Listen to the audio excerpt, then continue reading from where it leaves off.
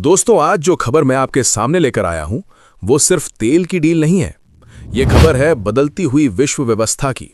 ये कहानी है अमेरिकी दबाव, भारतीय समझदारी और ट्रंप की अनप्रिडिक्टेबल पॉलिसी की।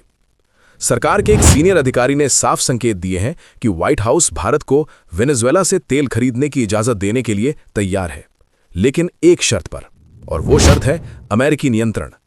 यानी वेनेजुएला सीधे भारत को तेल नहीं बेचेगा, पूरा फ्रेमवर्क यूएस कंट्रोल्ड होगा। लेकिन दोस्तों, इतना समझ लीजिए, तेल भारत तक पहुंच सकता है। अब सवाल उठता है कि अमेरिका ऐसा क्यों कर रहा है? भारत को इसमें असली फायदा क्या है?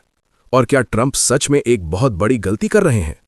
वीडियो के अंत तक बने रहिए, क्योंकि आखिरी हिस्से में आपको समझ आएगा कि यह सिर्फ तेल नहीं, यह शक्ति संतुलन का खेल है। आज हम जिस चीज को देख रहे हैं उसे इंटरनेशनल पॉलिटिक्स की भाषा में कहते हैं चर्निंग ऑफ वर्ल्ड ऑर्डर। राष्ट्रपति ट्रंप की नीतियां अब सिर्फ दुश्मनों तक सीमित नहीं हैं, वो अपने एलाइज तक को साफ संदेश दे चुके हैं, हम तुम्हारे डॉक्टर नहीं हैं। यानी अब अमेरिका ये साफ कर चुका है कि हर देश को अपना बोझ खुद उठाना होगा। यहीं से कहानी दिलचस्प हो जाती है। भारत ने बहुत सोच समझकर एक बात कही है, हम स्टेबिलिटी को चुनेंगे, न कि किसी एक देश की ईगो को। क्योंकि ट्रंप आज 500% टैरिफ की बात करते हैं, कल कहते हैं Modi is a very good friend of mine. दोस्तों, अगर आपकी इकोनॉमी किसी एक इंसान के मूड पर डिपेंड करे तो वो बिजनेस नहीं, दादागिरी होती है। अब आते हैं वेनेजुएला पर। 2020 से पहले भारत की ओएनजीसी और दूसरी कंपनियां वहां ड्रिलिंग करती थीं। फिर आया चीन का दबदबा और धीरे धीरे बाकी सबको बाहर कर दिया गया। लेकिन अब हालात बदल चुके हैं। अमेरिका चाहता है कि चीन बाहर रहे, रूस बाहर रहे और यूरोप टेक्नोलॉजी में पीछे है। और यहीं पर भारत की एंट्री होती है। भारत के पास है advance drilling experience, world class refineries, heavy crude process करने की क्षमता। दोस्तों, वेनेजुएला का तेल हैवी क्रूड है, हर देश उसे रिफाइन नहीं कर सकता, लेकिन भारत कर सकता है। जामनगर जैसी रिफाइनरी दुनिया की सबसे एडवांस रिफाइनरियों में से एक है। यानी अगर भारत वेनेजुएला से कच्चा तेल लाता है तो उसे सस्ते में रिफाइन करके खुद इस्तेमाल कर सकता है, और जरूरत पड़ी तो दुनिया को बेच भी सकता है। यहीं से भारत का रियल स्ट्रेटेजिक एडवांटेज शुरू होता है। अब जरा ध्यान दीजिए, पाकिस्तानी मीडिया क्यों घबराया हुआ है? पाकिस्तानी मीडिया में इस खबर को लेकर अजीब अजीब थ्योरीज चल रही हैं। कोई कह रहा है भारत किराए पर अमेरिका से ड्रिलिंग कराएगा। दोस्तों, अगर ड्रिलिंग किराए की इतनी ही आसान होती तो पाकिस्तान खुद क्यों नहीं कर लेता? सच्चाई यह है कि भारत अपनी नेशनल इंटरेस्ट के हिसाब से फैसला ले रहा है।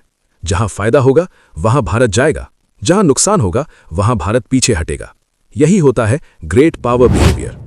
अब सबसे अहम सवाल, क्या ट्रंप अमेरिका को कमजोर कर रहे हैं?